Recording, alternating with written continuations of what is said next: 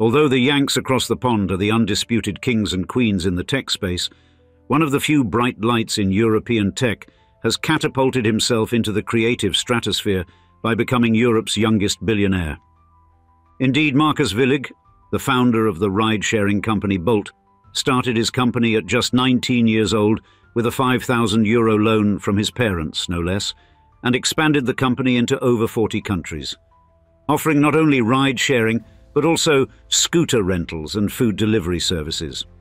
Even more surprisingly for a member of Gen Z, he has kept a low profile, opting to not own a car but use his company's services for transportation and truly live a little bit of the old money humility while becoming a new money billionaire along the way.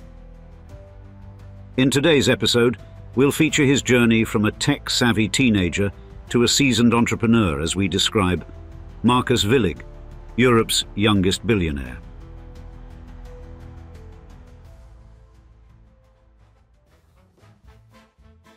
Markus Villig, at the sprightly age of 31, has not only managed to carve out a billion-dollar-sized niche for himself, but has also snagged the title of Europe's youngest billionaire.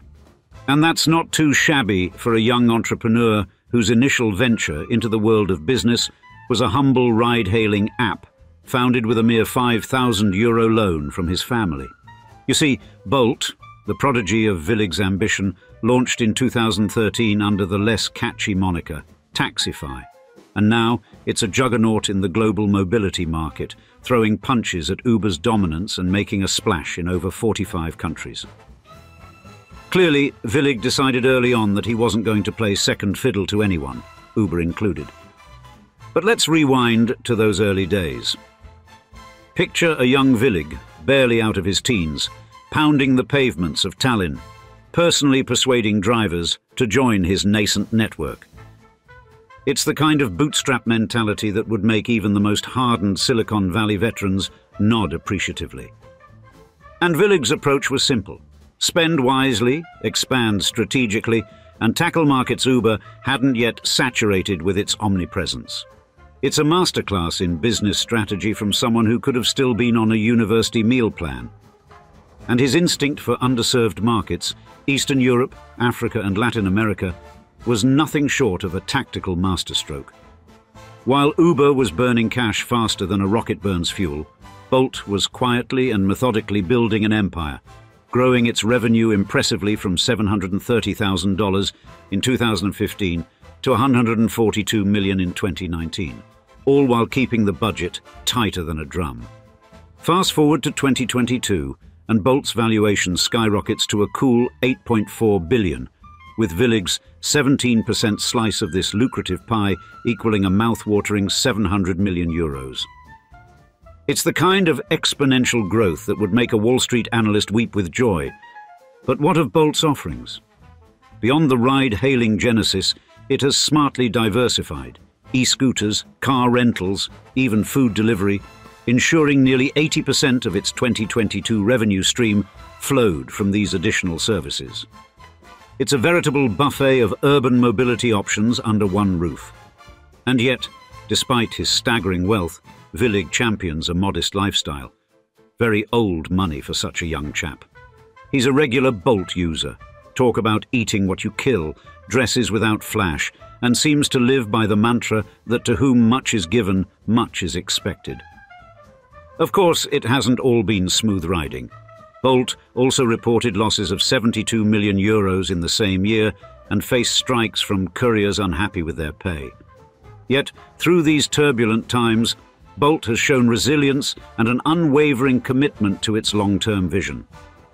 In Villig's story, we see the epitome of modern entrepreneurship, a blend of audacity, cunning, and a relentless drive to improve the world, one ride at a time.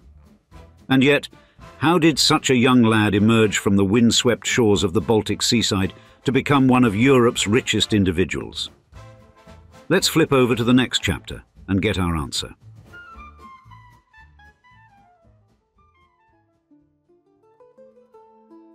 In 1993, amidst the brisk, tech-savvy milieu of Estonia, a Baltic gem known for its cultural richness and technological prowess, Markus Villig entered the world. And this tiny nation, more familiar with innovation than its size might suggest, offered Villig a playground of languages and traditions. It's a land where the Estonian tongue, kin to Finnish, hints at a Nordic-Germanic mix with a dash of Baltic and Slavic zest. As Estonia danced on the tightrope between its eastern and western neighbours, its religious and cultural life became a colourful blend of contrasts. From the serenity of Lutheran chapels to the grandeur of Orthodox cathedrals, young Villig's environment was anything but monochrome. And such a vibrant setting fosters a particular breed of thinker, resourceful, nature-loving, and relentlessly egalitarian. Qualities, no doubt, that would later weave into Villig's entrepreneurial DNA. Now, Villig's childhood years aligned with Estonia's radical shift from Soviet shadows to market-driven sunlight. The early 90s threw the country into economic turbulence. Industrial collapse, wage free falls, and dizzying inflation were daily headlines. Yet, Estonia, with a stoic resolve reminiscent of Thatcher's Britain, embraced drastic free market reforms. This was the soil in which Villig's ambitions took root. By the mid-90s, Estonia had steadied its ship. Positive GDP growth and tamed inflation set the stage for an economic springtime. This era saw Estonia reimagine itself, no longer a Soviet satellite, but a hub of digital innovation and free market zeal. And such a backdrop was perfect for nurturing a future tech mogul.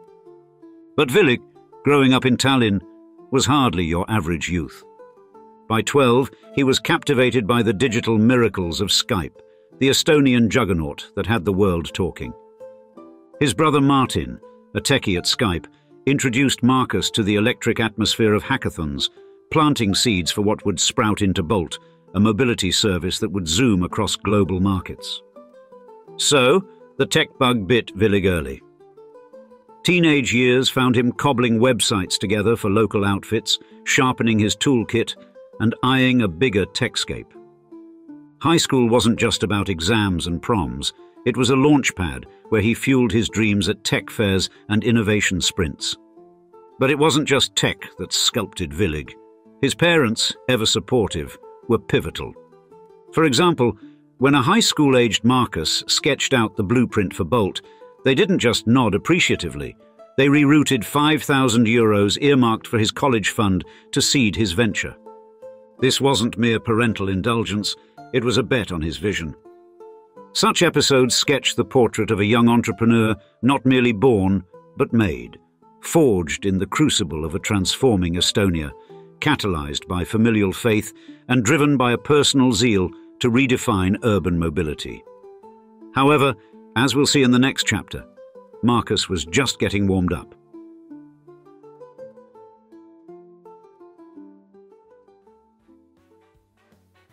In 2013, fresh from high school and fueled by a modest €5,000 loan from his family, Markus Villig was poised for action. He crafted the first iteration of Taxify, now lauded worldwide as Bolt, right on the bustling streets of Tallinn. Personal recruitment of drivers was his initial strategy to lay the foundation of his ride-hailing enterprise. This drive to disrupt the transport sector sparked from an unsavory taxi encounter in Kyiv, shared with his brother Martin. Rather than dismiss the experience as a mere travel snag, Villig saw a clear opportunity. And the year 2013 was also a critical moment for Uber, which was rapidly expanding its global footprint and transforming urban mobility. Despite Uber's dominance, Villig sensed a gap in the market for a more integrated, locally adapted platform, which ultimately shaped his vision for Bolt, to reduce dependency on personal vehicles and consolidate all transport services into a single, user-friendly app. Then, Villig's academic stint in computer science at the University of Tartu was brief, lasting just a semester before he decided to dedicate himself entirely to nurturing Bolt. His journey, however, was strewn with regulatory hurdles and the complexities of city-specific licensing, challenges that tested his mettle. An early financial boost came in the form of a €100,000 investment from angel investors, notably including figures from the Skype mafia. a group of Estonian tech entrepreneurs renowned for their involvement with Skype and subsequent investments in promising tech startups. Among them was entrepreneur Mikko Silventola, a seasoned investor with a keen eye for innovative technology ventures. Silventola's connection to Villig was forged through the tight-knit network of Estonian tech pioneers who were quick to recognize the potential in Villig's ambitious project. By August 2013, Bolt officially commenced operations, and by the following year, it had crossed international borders. Notable expansions into Baku and Malta by April 2017 underscored its growing appeal. By April 2018, Bolt had attracted 10 million users worldwide to its platform. Despite this meteoric rise, the journey was not without its operational quandaries, particularly in balancing fair compensation for drivers while striving for profitability, a tension exacerbated by the fierce competition from established giants like Uber and Lyft. Through these challenges, Villig's resolve remained unshaken, and in a bold move, Bolt ventured into the London market in September 2017 by acquiring a local firm with the necessary licenses.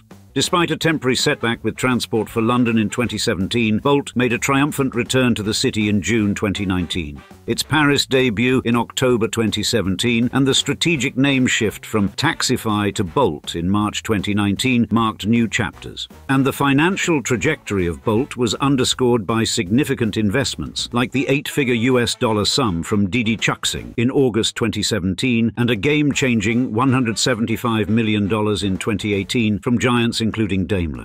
This round catapulted Bolt into the unicorn status, and the momentum continued with a €50 million venture from the European Investment Bank in January 2020, aimed at bolstering technological advancements for enhanced service safety and reliability. However, as probably all of us know who have had issues with Bolt in the past, including the annoying overcharges you get when using their scooters, in the next chapter we'll see where the company, and thus Markus, stands currently.